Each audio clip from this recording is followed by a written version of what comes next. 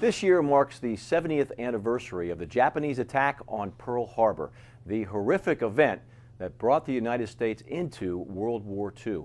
Let's spend 5 minutes with State Representative Mark Gillen of the Berks County to find out how he wants to ensure that we remember and pay proper tribute. Welcome. Thank you for having me back, Herb.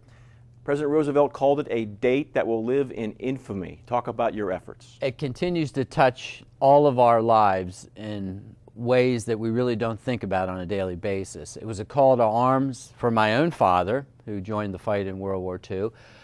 My mother went to work in a factory supporting the war effort, and my own grandmother, who passed away when I was just 2 years old, who I have no remembrance of, was involved with a war poster supporting that effort when she worked for the Heinz Company.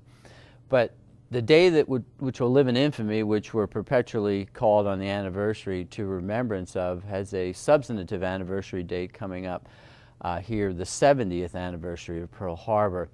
And this has been a personal source of interest to me and pride and research, in that I went and visited with several Pearl Harbor survivors in preparation for this 70th anniversary, and we'll have announced on the floor of the House a resolution commemorating that. And now I know in your office, because I've been there and I've seen it, you have a whole room dedicated to military veterans and remembering them. Talk about how this resolution, in your mind, will help to continue that effort. Well, first of all, as a freshman legislator, to be able to read the resolution on the floor of the House is an extraordinary, gratifying experience. In setting up the memorial room in the office, I interviewed one of the Pearl Harbor survivors, and his story is displayed on the wall there.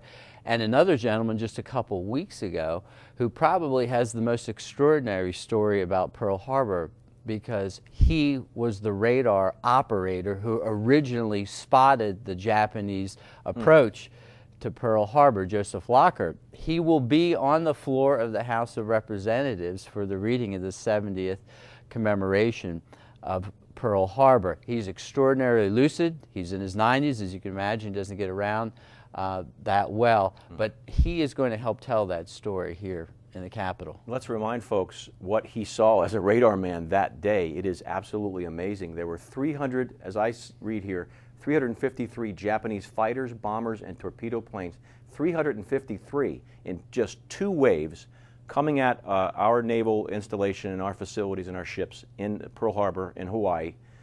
They destroyed 188 aircraft.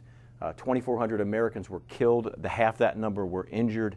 I can only imagine what he must have witnessed, especially seeing them coming. He saw them coming, he issued the warning, and of course we know the rest of the story. He wasn't completely heeded.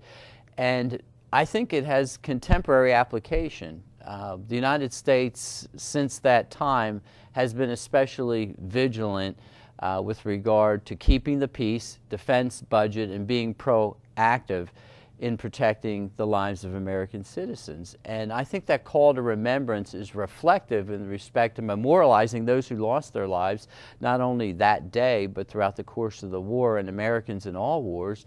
But I think it's also a warning of sorts to us that events like this can happen again. And 9/11 was one of those examples. We have younger generations now that are further and further removed from that day. Talk about how you're bringing them into this memory and this remembrance. Well, when I attended a veterans event a couple weeks ago and talked to Joseph Lockhart and several of the other World War II veterans, I was enormously gratified that they're getting out into the schools, and this is what we're trying to encourage as well and amplify on.